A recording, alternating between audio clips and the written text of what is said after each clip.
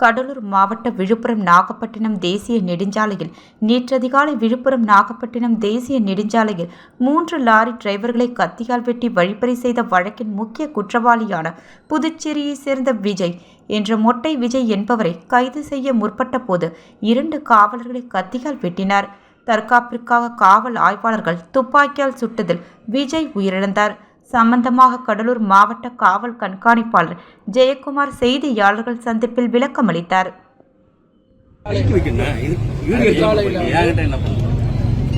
எம்புதூர் திருப்பாப்புலியூர் அருகே எம்புதூரில் ஒரு வழிப்பறி மற்றும் புதுச்சத்திரம் அருகே இருக்கக்கூடிய 2 பகுதியில் அந்த பைபாஸ்ல இருக்கக்கூடிய பகுதியில் 3 இடங்கள்லையும் லாரி டிரைவர்களை அறிவாளால் வெட்டி பணத்தையும் பறிமுதல் செய்திருக்கிறார்கள். இது இப்ப மட்டும் நடக்கல, இதுக்கு முன்னாடி ஒரு தடவையும் நடந்தது. நாங்கள் அதற்கோசரம் தனிப்படைகள் அமைக்கப்பட்டு அந்த குற்றவாளிகளை கண்டுபிடிக்கும் பொருட்டு தனிப்படைகள் திருப்பாப்புலியூர் ஆய்வாளர் சந்திரன் தலைமையில் தனிப்படை அமைக்கப்பட்டது. அதை காவல் துணை கண்காணிப்பாளர் ரூபன் மேற்பார்வையிட்டார். ஸோ இன்றைக்கு அதிகாலை நடந்த சம்பவத்திற்கு அந்த குற்றவாளிகளை கைது செய்யும் பொருட்டு இந்த தனிப்படையினர் வெவ்வேறு இடங்களில் சோதனை செய்து அந்த குற்றத்தில் ஈடுபட்ட நபர்களை கைது செய்திருக்கிறார்கள். அதுல இந்த கும்பலுக்கு தலைவராக இருந்தவர் விஜய் என்ற மொட்டை விஜய். இவர் எம்புதூர் அந்த டிபி ஹாஸ்பிட்டல் பின்னாடி இருக்கக்கூடிய ஒரு தோப்புல பதுங்கி இருப்பதாக ரகசிய தகவல் கிடைத்தது. அதன் பேர்ல ஆய்வாளர் சந்திரன் தலைமையில் காவல் தனிப்படையினர் அங்க போறாங்க. போகும்போது அங்க 2 சக்கர வாகனம் நின்று இருக்கிறது. அந்த தோப்புல போயிட்டு தேடுறாங்க. தேடும்போது சடனாக புதர்ல இருந்து வந்த இந்த விஜய் முதல்ல காவலர் கோபியை வெட்டுறாரு. தென் ஆய்வாளர் சத்தம் போடுறாரு, டே வெட்டாதரா, ஒழுங்கா சரண் அடைந்து விடு அப்படின்னு சொல்றாரு. அப்புறம் அகைன் கணபதியையும் அவர் அருவாளால் வெட்டுகிறார்.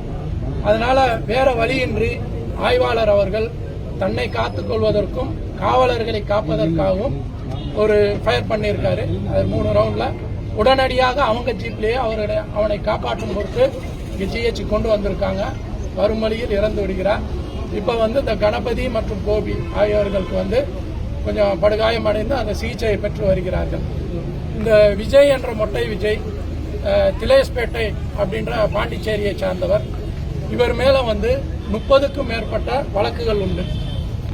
என்னென்ன வழக்குகள்னா வழிப்பறி, கூட்டுக்கொள்ளை, கொலை முயற்சி மற்றும் கொடூர ஆயுதங்கள் வைத்திருக்கக்கூடிய மிகப்பெரிய கொடும் குற்றவாளி. கடலூர் மாவட்டத்தில் 3 வழக்குகள் உள்ளது. விழுப்புரம் மாவட்டத்தில் 5 வழக்குகள், பாண்டிச்சேரியில் 22 வழக்குகள் உள்ளது இவர் மேல இதுவரைக்கும் எங்க வரைக்கும் தெரிந்தது. ஸோ அதனால தற்காப்புக்கோசரம் இவர் சரணடைந்திருந்தால் இந்த நிகழ்வு நடந்திருக்காது. தற்காப்புக்கோசரம் ஆய்வாளர் அவர்கள் ஃபயர் பண்ணதில் இது நடந்துவிட்டது. இதுல மொத்தம் 2 சக்கர வாகனங்கள், 2 சக்கர வாகனங்கள், மொத்தம் 6 பேரு. இனி 5 பேரை தெரியும் இல்ல பண்ணிருக்கோம். ஒரு சில பேர்களை பண்ணிருக்காங்க.